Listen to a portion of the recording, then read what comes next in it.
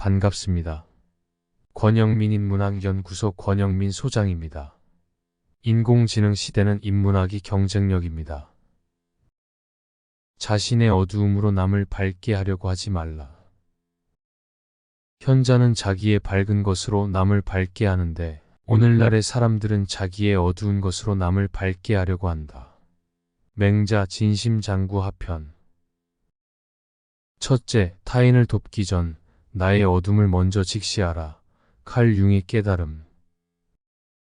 타인의 그림자를 이해하려면 먼저 나 자신의 어둠과 대면해야 한다. 칼 융. 칼 융과 지그문트 프로이트의 관계는 처음엔 스승과 제자의 완벽한 콤비처럼 보였습니다. 융은 프로이트를 존경했고 프로이트도 그를 정신 분석의 후계자로 여겼습니다. 그러나 시간이 흐르면서 둘 사이의 균열은 점점 깊어졌습니다. 프로이트는 인간의 정신을 성본능 중심으로 설명했지만 융은 인간의 내면에 집단 무의식과 신화, 영적인 요소가 자리 잡고 있다고 믿었습니다. 두 사람의 철학적 충돌은 결국 폭발하고 말았습니다. 프로이트는 융에게 이렇게 경고했습니다. 정신 분석은 성본능 위에 세워져야 한다. 이 근간이 흔들리면 안 돼. 그러나 융은 스승의 경고를 받아들일 수 없었습니다.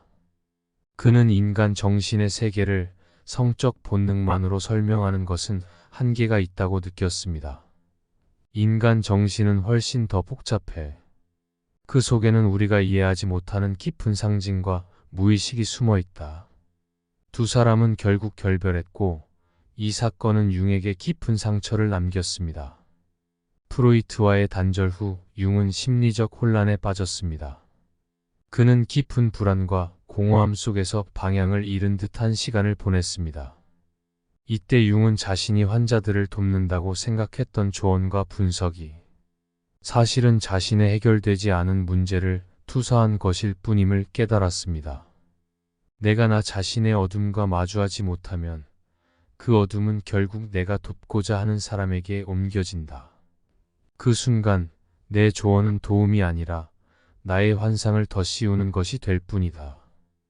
혼란에서 벗어나기 위해 융은 고립된 생활을 선택했습니다. 그는 꿈과 환상을 기록하며 자신의 무의식을 탐구했습니다. 이 과정에서 융은 불안과 두려움을 정면으로 마주하며 인간은 자신의 그림자와 화해해야만 성장할 수 있다는 결론에 도달했습니다. 이를 통해 융은 개인화라는 개념을 발전시켰고 이는 온전한 존재가 되기 위해 자신의 무의식을 받아들여야 한다는 철학입니다. 이 경험은 융이 이전과는 다른 치료자가 되는데 큰 전환점이 되었습니다. 이제 그는 이론을 강요하는 대신 환자의 고통을 깊이 이해하며 그들과 함께 치유의 길을 걸을 수 있었습니다. 프로이트와의 결별이 없었다면 융은 자신이 해결하지 못한 문제를 남에게 투사하며 남의 길을 인도하려는 미숙한 조언자에 머물렀을지도 모릅니다. 융은 우리에게 중요한 교훈을 줍니다. 자신의 문제를 해결하지 않고 남을 돕는 것은 오히려 상대방을 더 혼란스럽게 만들 수 있습니다. 그러나 자기 성찰을 통해 자신의 어둠을 극복한 사람은 타인의 고통에 깊이 공감하며 진정한 도움을 줍니다. 둘째, 맹자의 가르침, 남을 밝게 하려면 먼저 자신을 밝혀라. 맹자는 사람을 돕는 일에서 가장 중요한 것은 자신의 밝음으로 남을 밝히는 것이라고 가르쳤습니다. 그는 맹자에서 이렇게 말합니다. 현자는 자기의 밝은 것으로 남을 밝히는데 오늘날의 사람들은 자기의 어두운 것으로 남을 밝히려 한다. 이 말은 준비되지 않은 상태에서 남을 돕거나 지도하려는 시도가 오히려 해가 될 수 있음을 경고합니다. 자신이 해결하지 못한 혼란과 문제를 남에게 투사하는 순간 그 도움은 진정성이 사라지고 상대방을 더 혼란스럽게 만들기 때문입니다. 맹자의 가르침은 단순히 지식이나 조언을 주는 것만으로는 진정한 도움이 될 수 없다는 통찰을 담고 있습니다. 자신의 문제를 해결하지 못한 사람이 남을 돕는다면 그것은 마치 길을 모르는 맹인이 또 다른 맹인을 인도하는 것과 같습니다. 스스로 길을 찾지 못한 사람은 남을 이끌기보다는 방해가 될 가능성이 큽니다. 맹자는 사람들을 돕고자 한다면 먼저 자기 자신의 마음을 정돈하고 바르게 해야 한다고 가르칩니다.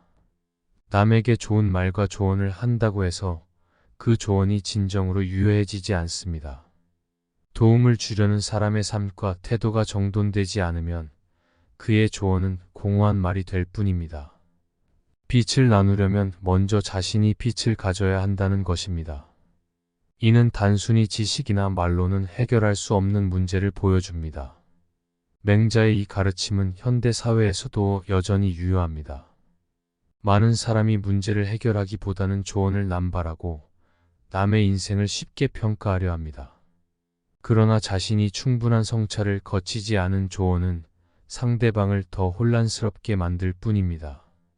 자신의 불안을 해결하지 못한 채 남을 위로하려는 시도는 진정성이 없기에 상대방에게 상처가 될 수 있습니다.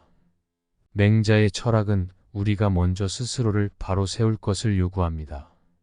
자기 성찰과 마음의 정돈을 통해 자신을 밝힌 후에야 비로소 타인에게 도움이 되는 조언과 행동을 해야 합니다. 이는 단순히 지식이나 기술의 문제가 아니라 마음가짐과 태도의 문제입니다. 스스로의 어둠을 직시하고 극복한 사람만이 진정한 빛을 나누며 그 빛은 단순한 말 이상의 힘을 가집니다. 맹자는 이러한 통찰을 바탕으로 진정한 리더십과 인간관계의 본질을 가르칩니다. 자신이 성장하지 못한 채 남을 돕는 것은 단순한 과시이자 방해일 뿐입니다. 타인을 돕고 싶다면 먼저 자신의 문제를 직시하고 성장할 준비가 되어 있어야 합니다. 그래야만 그 도움은 진정한 의미를 가질 수 있고 사람들에게 길을 비추는 진정한 빛이 됩니다. 셋째, 니체의 가르침, 타인을 돕기 전에 자신을 극복하라.